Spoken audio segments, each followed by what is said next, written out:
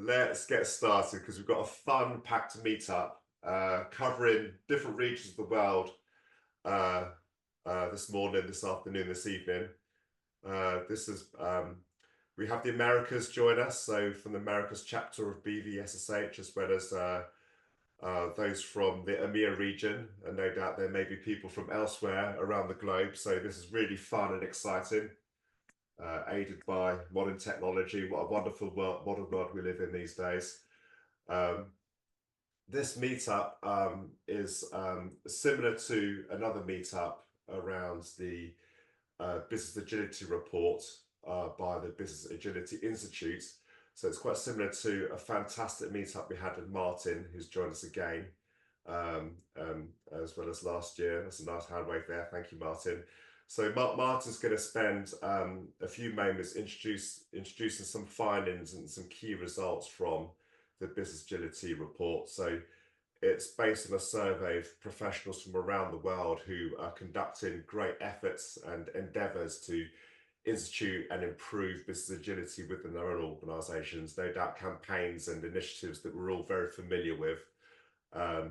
So without further ado, don't want to really steal your thunder here, Martin. I'd like to pass to you in just a moment, but just to be aware that this is being recorded. So if you prefer to have your cameras off, then feel free to do so.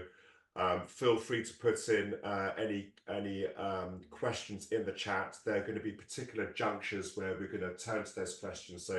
So feel free to ask those. It's an open forum, lots of debate, lots of ideas that we want to be able to generate with this. Some challenging thoughts as well. That's how we definitely improve, by kind of challenge each other's thinking and perceptions. That's really critical for all of us to improve and improve the organisations we support. And there's going to be more moments towards the end of the conversation as well. So without further ado, thank you so much, Martin. It's over to you. Thanks. So hopefully we have screen shares working and the audio is good. So off we're running. Thanks again for the invite to the EMEA and America's Super Happier communities. And yeah, as Dean was saying, we're going to have a little bit of a deep dive today into the 2024 Business Agility Report, including a bit more framing what it is, how this connects. And something we tried last week, and I'm pretty happy with, is connecting it a little bit with like what are the insights from a sooner, safer, happier lens.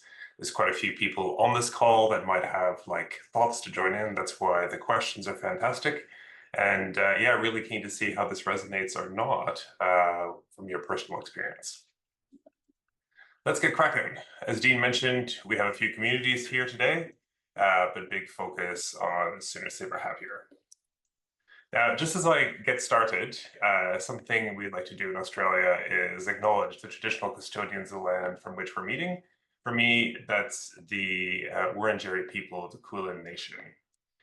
And sometimes those acknowledgements can be a little bit rote, so I'd like to add a little quick fact.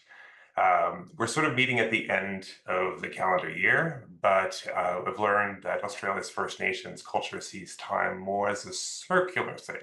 So don't really celebrate the end of the year or a new year. So what you're looking at on screen now is a rock formation on Margie-Camel Land, which is the corner of the country near the borders of Queensland, New South Wales, and South Australia. Included a little map of approximately what we're staring at. And yeah, there's an ancient stone arrangement there that sort of speaks to this circular nature. And that's very much, First Nations not using sort of the seasons as a sort of spring, beginning new life, winter is death, but more as a continuum. It's something you see here in the seasons. So a little factoid to educate about First Nations. But we are here today to talk about the Business Agility Report. This is the 7th edition, first one being released in 2018. Before we get into what it says, I think it's useful to have a little bit of context of how all the part connects. So the Business Agility Report is a publication of the Business Agility Institute.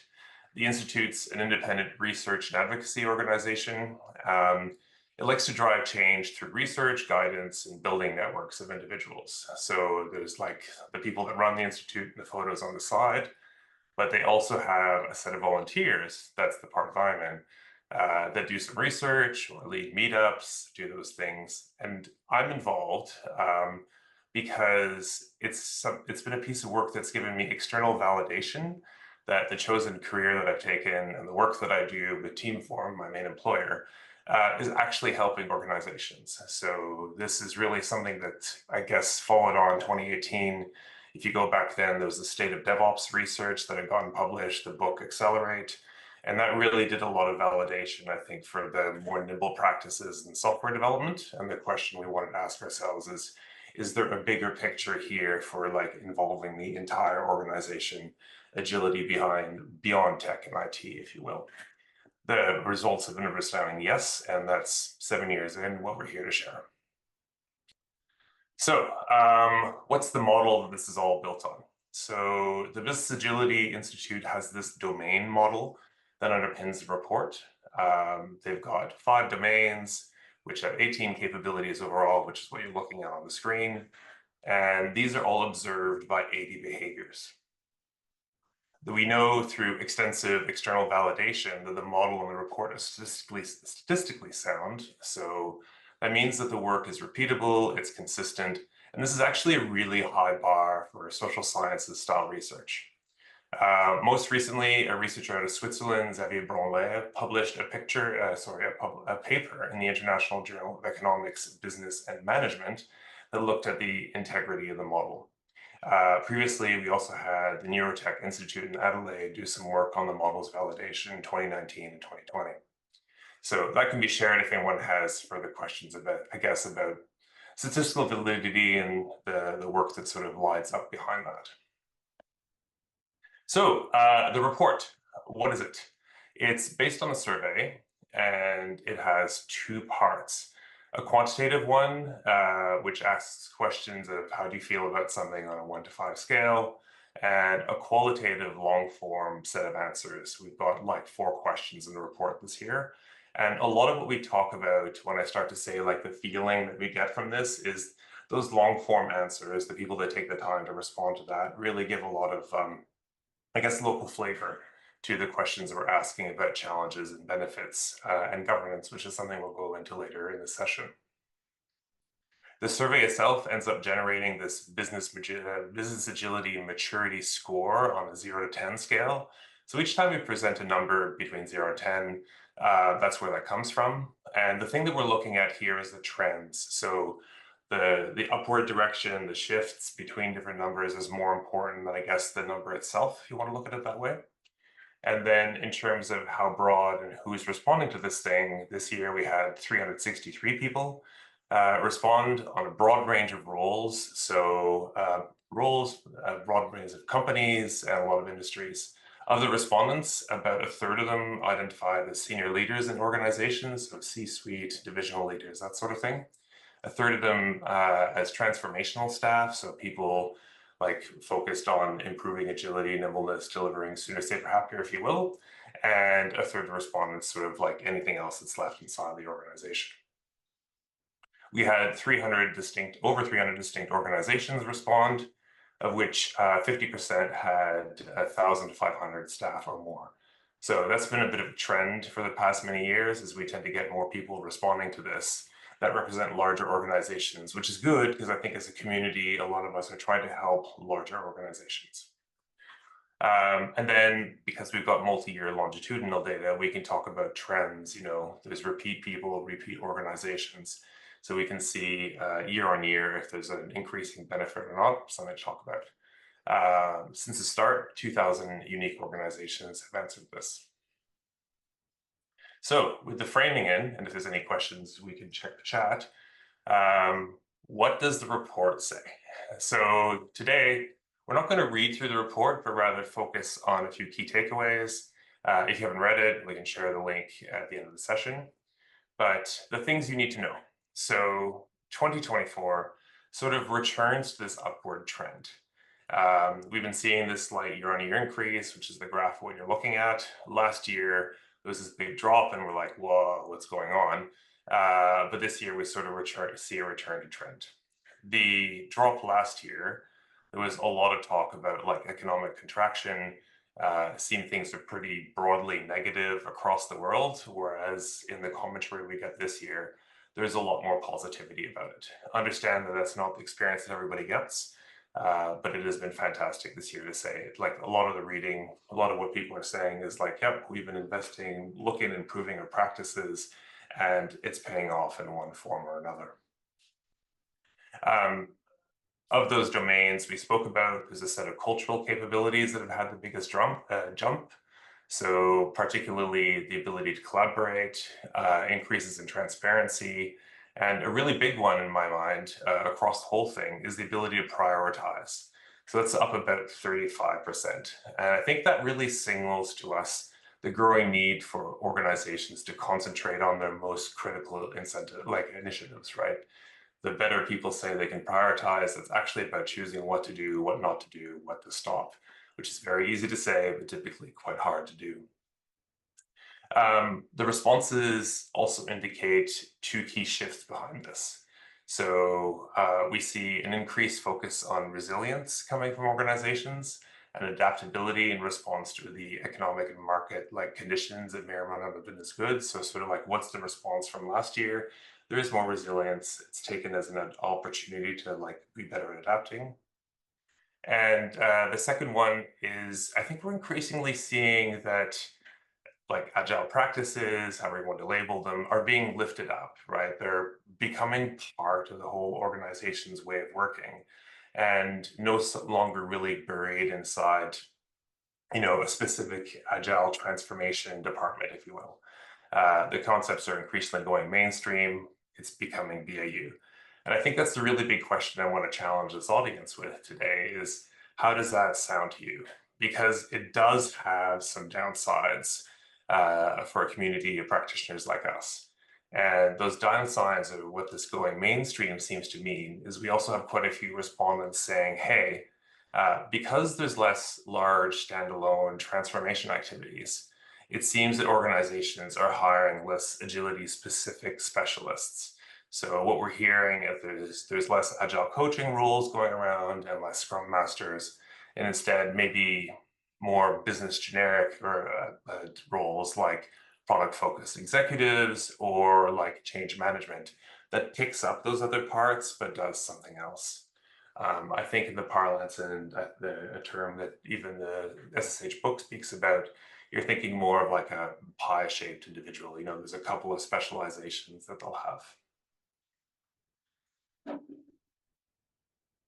So before we go a bit further in the report, I think this is a good time to also talk about what are the regional insights that we've got, for which we picked up. I'm going to just look at Europe and North America here.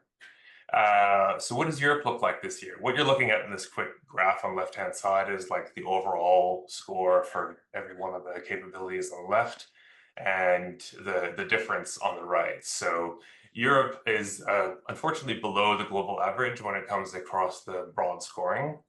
But just looking at a little bit more what's inside there by industry, like manufacturing and retail seem to score really well.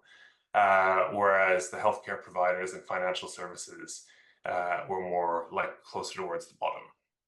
Something neat about the response in Europe is there were a lot more organizations that had been affecting some form of change program for 3 years or more, and those 3 years or more tranches tended to all be exceeding the global average. So basically, the more time in, they were getting better than average results or payback as a result of it.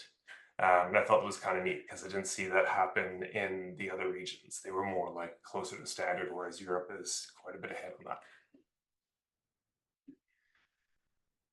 Then if we looked at North America, they are also a region that's below global average, but actually quite a flip in the industries. So here we had the higher performers, education and professional services, and the lower scoring ones in the retail space and healthcare. So it's particularly retail, seeing it European side of the higher performer and lower one inside of North America. It really highlights the regional differences that people are finding on the ground. And then the standout piece of information here is where the stronger performers were the trend between them is that they tended to have like their initiatives led by, where there was a formal one, by the board or the C-suite, but also this growing level of like organic leads. So in other words, there's no formal transformation program. It's sort of become this BAU idea that we just spoke about. Sort of back to the headline results. So this is back to global speaking here. It's usually handy to think about. So what did the higher scoring organizations do? Because these are some of the takeaways we can look at ourselves as practitioners and think, is there something here I can copy? What could I be focusing on, as part of this global set? So the higher scoring organizations did still tend to have a formal change program led by the board of the C-suite. This year, as part of the survey, we also added an option based on some feedback for like what happens if you're don't have a formal change program and it's just this organic thing. And that's actually shown up as like 14% of the responses, but we still see a large push and a large benefit when the company's or the organization's leadership is driving the change. High performers also seem to be doing changes across the entire organization where possible, or at least multiple business units. So it's a lot less, and this has been a trend over the years, that we're seeing a lot less of this transformation within IT only to start with, if you will, one or two parts of the organization. It does tend to be organizational wide. And there's good reasoning behind that we'll touch on when we get to challenges. And then the high scores also tend to score well in 3 key predictive indicators. So out of all the capabilities inside the model, we've seen since 2019 that the high scores tend to all like cluster around scoring well in 3 things. The top one, since we started looking at this, has always been the ability to fund work dynamically.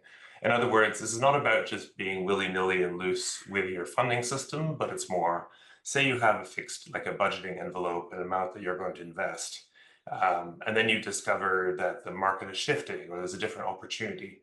How easy is it to shift where that funding is going inside your organization? For higher performing organizations, they tend to be really fluid and like, yep, there's an opportunity here. We choose to take it. We can do that. Whereas other organizations have like frozen where they're going to invest at the start of the year. And that's a really massive impediment. The other 2 key predictive indicators are the ability to integrate diverse ideas. And what this means is like, can you generate, aggregate, even get the ideas out from the entire organization and not just the leaders? And the last one is the ability to empower the accountability. So, again, there's a trend here, like let's not run all the questions and all the decisions up to the more senior leaders of the organization. If the organization has the ability to like make decisions inside of teams, make decisions inside, the leafy nodes of the organization, while also being able to hold people accountable for it, they tend to be much stronger performers. Some additional benefits picked up for the year. So the report sort of has this graph of like, when we start asking people about what the major benefits are that they're getting. In past years, we were able to just get a frequency graph, so how frequently something was mentioned. But this year, we were also able to relate the impact that these benefits had. So the items at the top of this list had an even stronger pull. So the organizations that listed this benefit actually pulled their score up from a more significant amount. We'll see the same reverse thing when we get to challenges. But those additional benefits being shorter time to market, better prioritizing, which connects well with the stronger ability to prioritize we see in the qualitative data, improved ability to like train to use skills, better adaptability to change, better employee retention, and improved ability to collaborate. So the bottom line here in terms of benefits is human-centric organizations are better at creating financial value, they create a more engaged workforce, and those benefits accrue over time. Also in 2024, we took a deeper dive into how the business agility score might be related to 2 specific areas. So this is the first time this has been looked at. We can't say it's causal yet, but the relationship pull seems to be quite strong. we looked at organizations that were public, their annual reports, their company revenue figures. So about half the organizations we could track this across. And we found a direct relationship between business agility and company revenues. So the stronger you scored, the stronger your revenue growth would have been year on year as the changes move together, or if you're going downwards, this seems to be a negative impact on revenue. Similarly, there seems to be a direct relationship between business agility and employee engagement. So we tracked for organizations that had multiple feedback points on Glassdoor, and we're able to crunch that information again to see, is there a trend upwards? Are people saying positive things about the organization year on year? Is their score trending upwards? There seems to be a strong relationship on that both ways. We can also see the benefits accrued over time. So the time periods we've been looking at for the past 7 years are 1, 3, and 8 years in, usually from the start of a formal transformation program where someone says, yep, the way we're working now is not working for the organization. We're not delivering as expected. Say you call that like day 0. As you start making changes, when do the benefits start to accrue? The time intervals we're seeing are 1, 3, and 8 years. Typically, customer-focused, customer-centric abilities show up first, and then some harder challenges like the broader ability to collaborate between business units or silos, if you will, that tends to show up later on the journey because it is harder to get to. Something else we can see is 9 out of 10 of organizations that we have multiple year results for saw benefits. So that positive cohort splits into 2 parts. There's the ones with a strong increase, which is about 2/3 of the overall respondents that we have multi-year for, and another chunk that's about 1/4 of the respondents. It's just like a marginal increase.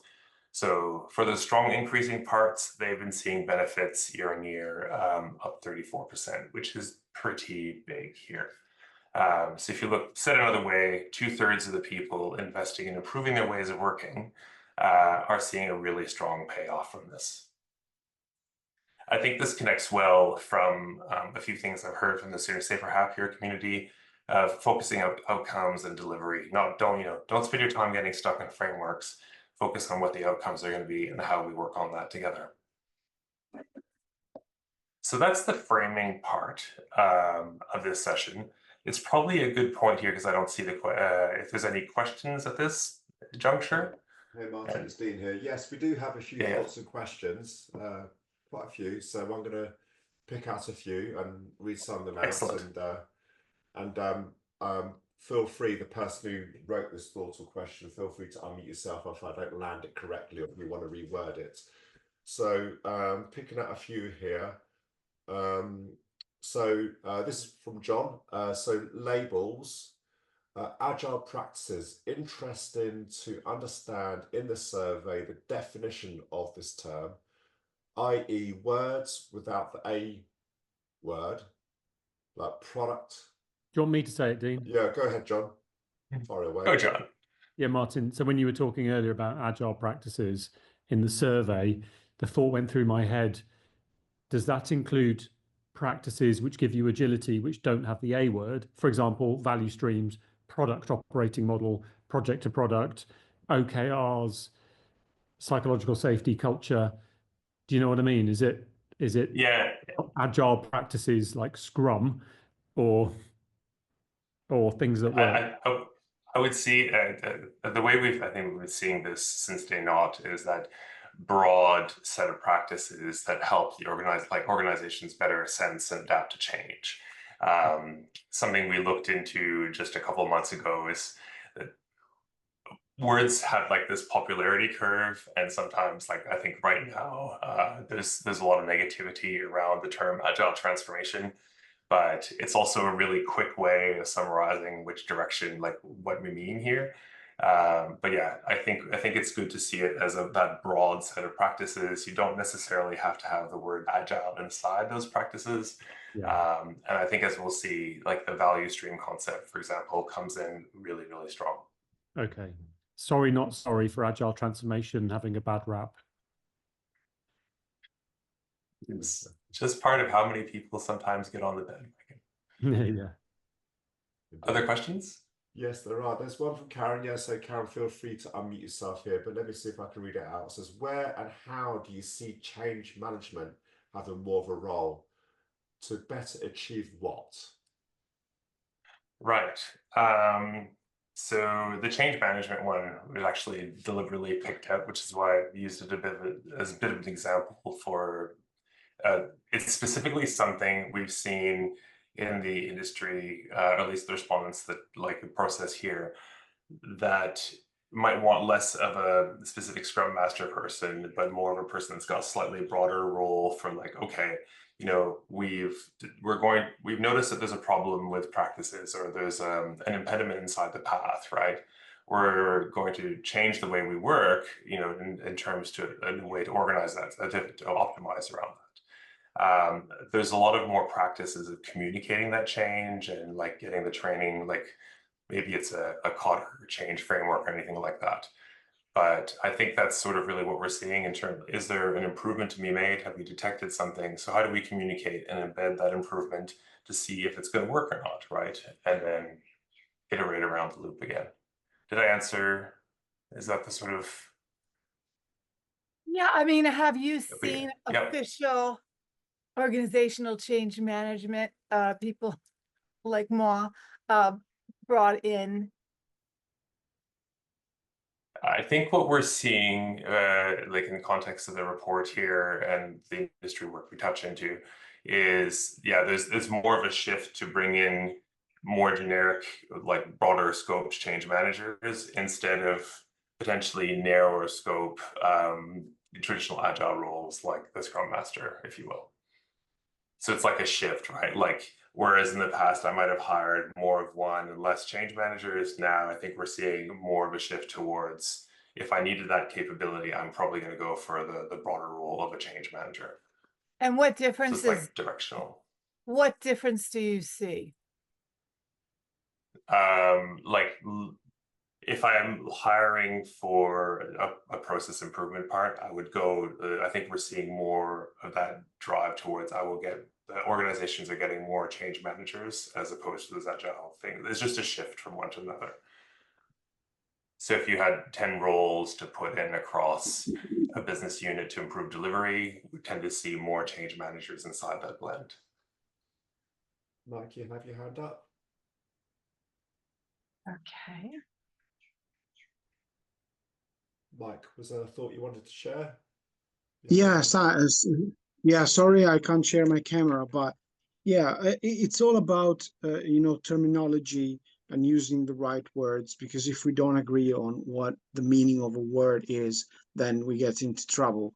And so this, this wave of letting Scrum Masters off and getting delivery managers instead and stuff like that, it all comes to, and this is not my personal experience only, I've checked this with other professionals, is that a lot of organization, they thought that by hiring a Scrum Master into an existing team, and the team was not even doing Scrum properly, they would have solved problem. And then they realized, obviously, guess why? It didn't work. And so they thought the problem was with the Scrum Master not embracing Scrum. So my question for the audience here is it part of our responsibility to help organization understand that Scrum is one thing, Agile ways working is not necessarily Scrum, and some teams won't take benefits from Scrum at all, so the Scrum Master is probably the wrong role, but not is wrong in itself. What is everybody thinking? Because this is going on and on and on. So what does the report tells us about this, if it does? Thanks. Cool. So the report specifically, again, doesn't look at the exact roles, but we're more seeing like where shifts might be occurring. But I think this connects more to, are we looking at challenge, like if you're looking to improve organizations, is the core challenge sitting in the team that potentially has the least power, or the least power to affect change, or is it sort of potentially higher up the chain in roles that have the ability to affect more difference to like impact more people, to impact a larger slice of the organizations and of behaviors. I think that's when we look, so we'll look into leadership. I think you can pick that one up a little bit more there, because I see a lot of like, how are the individuals in the teams supporting their leaders? How's that next rung up supporting those leaders to make better decisions? And maybe that's shifting beyond a role, like into again a more wider role, as opposed to potentially how Scrum Masters have been cast in the past. And then again, this is a very big terminology challenge. So just imagine here I'm really focusing on a role that's broader than implementing Scrum or any specific methodology. Maybe Martin, one or two more. There was a brief exchange around funding work dynamically and whether that's the same or similar to capacity funded teams. I'm not sure how much time we've got, but if we've got a few minutes, perhaps I can invite the people who had that brief exchange just to unmute themselves and share some thoughts. That was, might we have a few minutes, Martin, to do that? Yep. Yeah. It's actually a very interesting spot. Yeah, so that was John again, and also Andrew Ring and Marcus as well, though I think Marcus may have dropped. So Matthew or John, can I invite you to unmute yourself just to kind of share some thoughts in that space?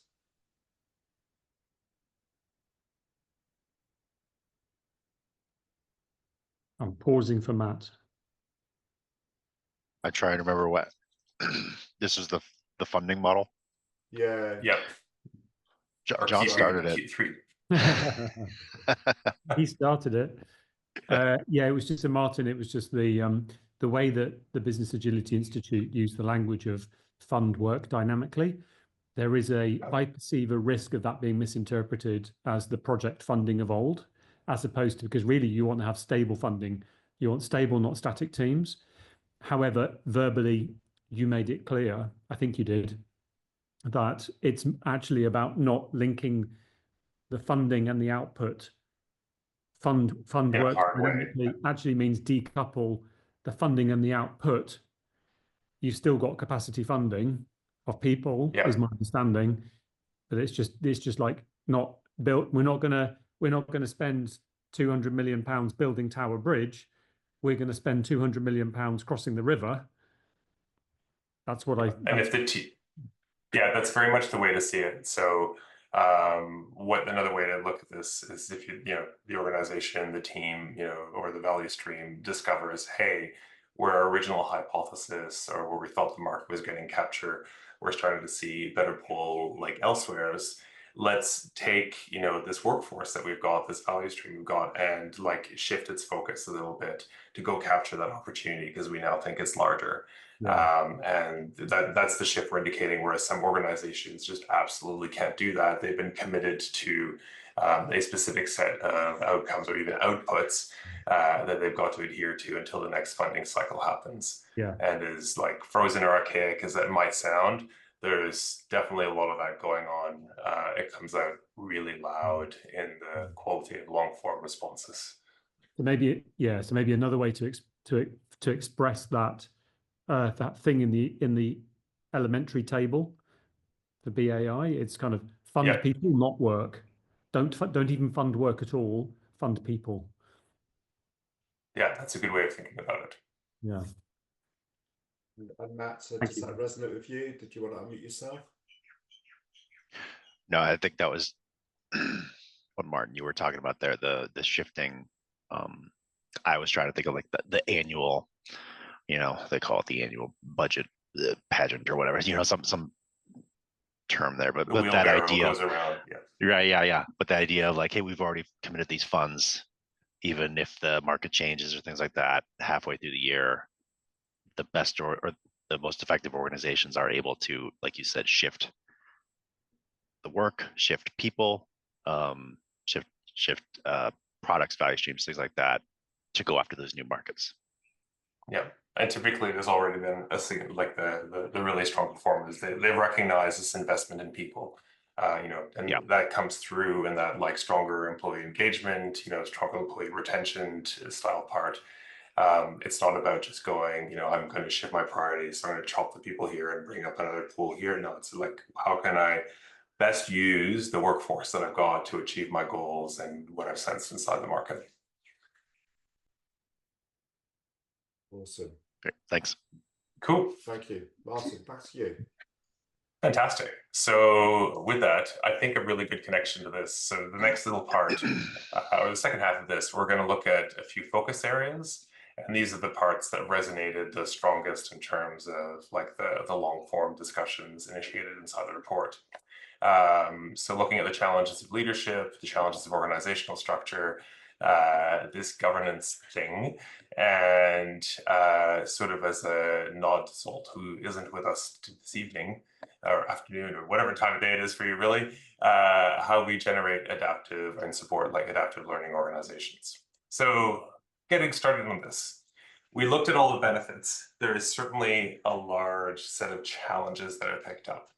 And the number one challenge year on year, and this year we can say not just by frequency of it being mentioned, but also by impact, is leadership. So the more when people say leadership is a challenge, it tends to be like a really downward negative pull against their business agility maturity score. So what does this impact? It does impact like all this broader high, like said, all the other high impact challenges seem to be linked across this. We see that respondents indicate that leadership challenges pull down, like you'll see an impact across mindset. So what that is better defined or more broadly defined as is when leaders say, well, the type that says, do as I say, not as I do, where there's the belief that agility is just an IT or tech problem, not a whole business problem or not a whole business opportunity. Likely it's the organization or the leaders aren't thinking about the overall flow of work and delivery. So it was a recent Sooner Safer Happier event with Steve Pera of Flow Engineering that really went deep into that, but I think there's a strong connection there from that's not seen. But also like having clear goals and communication. So when we picked this up and unpacked it, there was a big chunk of lower performing organizations or lower scoring organizations, let's just say, that said that as they talk to people inside of different business units or different teams, they were potentially driving towards what they thought were quite different goals, right? So it's not, another way to say it is it's not clear on the ground what the organization is striving for and why. Could also be seen as a strategy to execution gap or collaboration gap. The other big challenge linked to this is like this limited scope idea, where you don't have the whole organization with the same way of working, but a confusing blend of them. So if I'm in one area working on, I don't know, mobile telephony products, then I go speak to like enterprise, like internet service providers, something like that, inside the same organizations that have a completely different way of engaging and working with each other. That ends up being quite a bit of an impediment to collaboration. And the strong feeling here is there should be similar, or at least if you can't have a similar way of working across the organization, at least make it really clear about how you work with different parts of the organization. Don't let people on the ground that are trying to get stuff done discover it. So why do we think this is important, at least in the pickup from a Sooner Safer Happier community standpoint? Well, we know leaders will make it or break it ultimately, and this is what this key number one challenge tells us year on year on year. But maybe thinking more about our community, a lot of our community is out there, I believe, to support leaders. Our question is like, how do we become more effective at doing that, right? Like if we know leadership's a challenge, like how do we best help leaders be successful in delivery? And this is probably thinking beyond purely coaching. How can you help potentially get in there? I think we're also seeing that a lot of the challenges with leadership are starting to drive, maybe linked to an information gap. So, I don't think the leaders that we're talking about here are necessarily bad, but more that they're making the best possible decisions with incomplete or even wildly lacking information. So how can we as a community bring a more complete picture of or help leaders get a more complete picture of what's going on the ground, what we're sensing and seeing inside the market together so that better decisions can be made in what's actually a really tough role. Second challenge we're going to look at is the one of siloed or complex organizational structures. So where this one comes in, it's the second most mentioned or second highest frequency one that we picked up inside the long form responses to the report this year. It also has like the second strongest like negative effect on organizations. What we mean by this, so when it's easy to, I guess, say org structure, but respondents spoke to four challenges relating to it. The first one is that the structure is just too complicated. We literally had one person saying, I've been here for like a few years and I don't understand how this thing, like this organization even works together. The other one is like disconnected structures. So there's an organization or a teaming structure. Think of anything like that about how the organization views its collaboration together. And that structure is not aligned to the flow of work. In other words, you get like way more handoffs than you might think is like necessary. Each one of those handoffs is a wait state, information is lost, is a queue, very frustrating to like deliver and get stuff done in. The other big theme is that structures are too interdependent. So there's complex and hidden interdependencies to get something done. You know, it's again a bit on the handoff part, but typically like, and now you need to get somebody else from like the security department to review this, or it's a hard dependency or an unseen dependency, you know, at a certain point to like involve legal, but you didn't even know that when you started off with. So it's a bit more procedural tied in challenges with org structures. And then to take a swing, I guess, on the other end, we also had organizations respondents saying that they had way too frequent restructures. So this is where teams end up spending more time adapting to the change in structure than actually doing the work. So it's kind of, I think what we're hearing from this is like, you know, structure really matters. You know, Conway's law is still a thing. The way you structure your organization will be, you know, for the main, I guess, communications direction you want to enhance or think that most like comms between people are happening. But yeah, if you change it too frequently, people are just spending their time adapting to what's going on and not getting work done. So it's a very tricky balance, particularly if you're a person that ends up being able to affect the changes in structure. From a sooner, safer, happier point of view, and this is something I think we see a lot across the organization, you know, the suggestion is to think about like, how are you seeing line of sight to your customer? You know, this the concept of a value stream.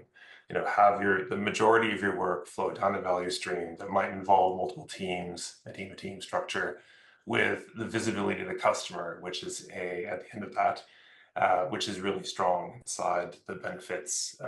Organizations that do this well can see their customer and they can better adapt to the needs and the feedback that the customers give them. What else can we do in this space? I think we've heard a few things about the organizational structure can cause impediments in delivery. So like this is also a good opportunity, like instead of a restructure, is there potentially some other process improvement we could be looking at, you know, to help fix things up with what you currently have? So being very conscientious of the cost of change here. Another interesting term I think we're seeing more of in this space is like, this is also an area where stronger human resources departments can really help differentiate themselves. You could see human resources as an enabler to help improve on the structure as opposed to just like an order taker to like force a restructure through. Any questions on these two challenges? Because they tend to be like one of the big spicier spots if we stop for a minute or two. Martin, the impression I'm getting is it boils down to that third bullet point, which is a siloed or complex org structure results in too many dependencies or handoffs, which results in a long time to learning, a long time to value, a lack of agility, a lack of an ability to pivot. So for me, this one boils down to dependencies and a long lead time. Yeah. The interdependencies mean you have to spend a lot of time between every, I guess, smaller team units has been optimized for its own queue, if you will. And that means you end up waiting a lot between the parts. The customer is sitting at the end of that. And it's a long change period if you want to affect them. And maybe one more comment before skipping on launches. There was, based on what you were sharing a few minutes ago around the #1 challenge, leadership, there was a nice exchange between John, Anthony, and Karen, particularly Anthony and Karen talking about management and leadership and the difference and reclaiming management. So perhaps Anthony, I can invite you and then followed by Karen to exchange your thoughts there. Sure. So a couple of things I mentioned. So I'm just going back up to where I mentioned this. Yeah. Okay. One of the big trends over the last decade was management became, they called it leadership because they wanted people to focus on leadership, but it hasn't succeeded. We've just had more management, but now they're called leadership. And what it is, a group of people with delegated decision-making power, right? But the leadership, I'm not sure what it is, but the training, equipping, upskilling, coaching, embedding, helping people become great leaders, as a trend I've seen, hasn't really succeeded, right? And so what happens now is we talk about leadership, but to be honest, it's management, right? And so I think we should reclaim management, right? And management belongs to people who can be good leaders. Don't give leadership to people who are bad managers. So basically, there's the other notion that I had there is that leadership is a behavior. It's an influencing set of behaviors, right? So and it can come from anywhere. And the point is that if we're open-minded enough, it can come from anywhere. Just what companies ration is delegated decision-making power, which great leaders help uplift their people and empower them to do that. Right. I think if I could pick up on a few things there, we have struggled with what we call this specific challenge, because for a while it was leadership and management practices and it was just getting way too long. I think it's the way we're seeing this one as a challenge is with the leaders that have decision rights are included in that set, where a lot of your formal managers live. And probably more the challenge here is focusing on them than the more organic leader, the person that doesn't potentially have formal decision rights, is not in a formal people leading capacity or team leading capacity. This tends to be about the challenges of those individuals that are empowered with that part, and how can we help them along, fully recognizing that leadership is a broader term. Hopefully that helps to frame what it is. And I completely agree. It is worth investing in those people with the decision rights and how we can support them in, making better decisions, being better informed with the state of the organization as it stands. Because those roles tend to have to make a decision at one point or another, and you'll make it imperfectly if you have to move on. Karen, it looks like you're off mute. Did you want to share a thought as well? That was me you're talking to, Dean? Yeah, sorry. Is that you, Karen? You put something into the chat, and do you want to share a few thoughts on that? Yeah, I was curious if John has ever done like a matrix or comparison of, those outdated capabilities and the ones we currently need, and the difference it makes in companies and their outcomes. I mean, I'm sure that that's the gist of his whole book, but maybe to have it really broken down, simplified, because organizations can't afford to be dithering around with outdated leaders, because that's where your energy and vision and commitment comes from.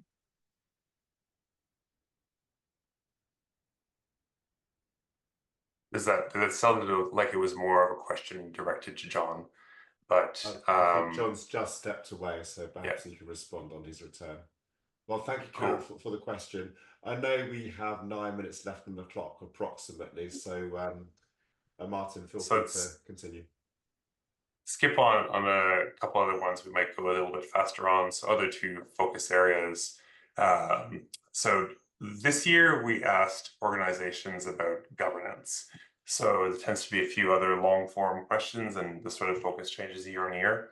Unsurprisingly, most organizations said they're bad at it, and what's on this slide here is like the different, I guess, strengths of what was identified as what people thought was done poorly. But what we're focusing on here is about a third of respondents did say that their governance policies promoted more nimble, business agility, delivering sooner, safer, happier behaviors. And that's neat. So what did those orgs tell us that they did, the ones that said they were better and stronger with governance? It came down to three things. They tended to have like first a described, defined delegation framework, like this thing existed. Which allowed them, second point, to push decisions down, right? So they were like, they updated their policies to better balance governance, risk, and delivery. So you need to make choices between some of those trade-offs. And then I think the most important thing that we saw a trend on with this is the organizations that said they did governance well were also really transparent about the bigger decisions they made. So they explained those bigger decisions, the context behind them. They took the time to do it, which I thought was pretty important. And they had a place where you could go and see these decisions either like, you know, as a physical room, like a BEA room, or on like a shared dashboard online somewhere. So yeah, the organizations that said they did well in the governance space and that their governance policies promoted more nimble behaviors, had a delegation framework, had a way to push decisions down and be quite transparent about them. Another fun fact in collecting responses about this is there was also quite a few organizations that said they had the intent and had been working towards these three things to like get a more lean governance framework in place. But they'd been on a multi-year journey to get that ready, and it wasn't live yet. So they had a more like, I guess, traditional heavy governance framework in place. This kind of potentially a call out for practitioners, right? If you walk down the lane or the road or the direction to like improve this, there's a lot of benefit in getting some improvements out there as opposed to waiting for the perfect governance framework to emerge after multiple years and releasing it as a big bang, something we might have heard negatives of in the software and other product worlds. A little bit more on how orgs might do this. Again, I think it's about having a clear strategy so that you can have like lean controls in your execution and that ability to pivot and respond connected to that. With a few minutes to go, maybe look at the last focus area I want to look at. The part of the domain model or the business agility institute's domain model has this engaged culture domain. And that was a really strong performer globally in 2024. So companies with engaged culture tend to have more engaged, motivated staff and less turnover, which is something I think we all like to see. So if we look at two of the capabilities out of the four on the screen, the ones that are the one to look at is the ability to cultivate a learning organization and then the ability to better collaborate or act as one. So for learning organizations, that's an organization that's optimized for learning. You know, you have an ability to get feedback and links nicely with our sooner, safer, happier concepts of creating that learning ecosystem, right? So related to this inside the report, we did ask respondents how they felt their organization responded to change. Over half the organizations, like well over half the organizations said they responded well. Other choices were like neutral and negative, so over half well is a good thing. And the number one theme when we asked them, so how did you think you responded well? What practices did you put in place for this? Was they said, respondents said they were deliberate about having a feedback mechanism in place, right? So they had this sensing learning ability and that helped them make better choices. So a really good connection between cultivating learning, having feedback, seeing how the market's moving, getting feedback from your customers. And what's quite related to that, I guess, is this act as one, the ability to increase collaboration and respond to it together. So that second focus point is what the Business Agility Institute's model calls act as one. It is collaboration. It's also one of the most improved capabilities against 2023, so it's up 28%. And that's quite important, I guess, to us as practitioners and people that are looking at like what's the longer term picture, because that tends to be a latent benefit. So organizations that work on their own improvement, they tend to see this collaboration, cross-divisional collaboration thing come in like 3, 4, 5 years through. So it's really good to see that change, because it means that by the time you get there, the organization's has taken a long-term view on improvement, and it typically means that other capabilities that they have that deliver benefits sooner have already gone first. So you probably started with a more customer-centric, customer-focused messaging getting through, and here we are at a point further down the road where I guess the results are coming in strong this year. That we have the stronger ability, or the organizations that are performing better globally can better collaborate with their larger parts as they have multiple business units. So yeah, that's the kind of thing that I thought was quite good for us to share as a positive note here, is that collaboration is up, and it's a benefit that it does accrue nicely over time as practices are reinforced. And with that takes us through to the end of what I wanted to share today. Before flipping to a few other questions, I guess the big thing for the community and my big ask for this is this research is made possible because a broad variety of respondents answer it year on year, and more responses we get, the better, I guess, finger on the pulse we have, the better thing we can share. So if you have 10 minutes, it would be strongly appreciated if you could fill in the report for next year. QR code takes you to the same place as the URL, businessagilityreport.com. And if you fill in the survey, you're also one of the first people notified when we publish the report in 2025. With that, any other questions? Realize we've got only 2 or 3 minutes left.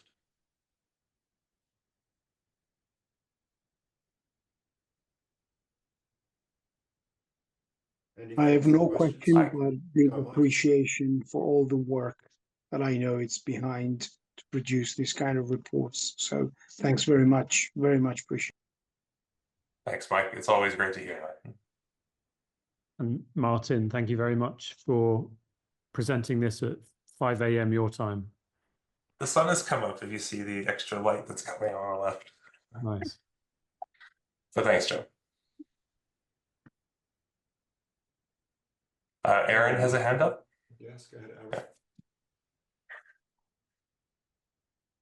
Aaron. Yes. Sorry about that. Let me get my video on so you can see. Can you hear me okay?